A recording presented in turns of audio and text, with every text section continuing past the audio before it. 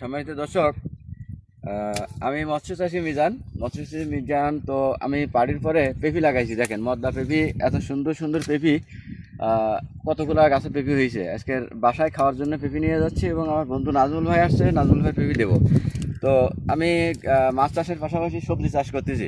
দেখেন এই লাইনে দেখেন পেঁপি গাছ আছে, আবার এই যে পুঁইশাক দেখাচ্ছি একটু পরে। পুঁইশাকের পাশাপাশি দেখেন একই বাড়িতে বেগুন। তো বিনা সারে আমি এগুলো সার ব্যবহার করিনি, এনডিন ব্যবহার করিনি। দেখা যায় যে বিনা সারে বিনা এনডিতে আমরা ফসল উৎপাদন করতেছি। এই ফসলটা এখান থেকে পাইকারি এবং খুচরা বিক্রয় করা হয়। তো এই ফসলের খুব একটা মানগত দিক থেকে অনেকটা ভালো, কোনো পার্শ্ব প্রতিক্রিয়া নেই। তো এখন তো কোনো ফসল বিষ ছাড়া হয় না। তো যাই হোক হলো, এমন সুস্বাদু খাবার বিনা সারের খাবার পাইলে আপনারাও কিনেন ভাই।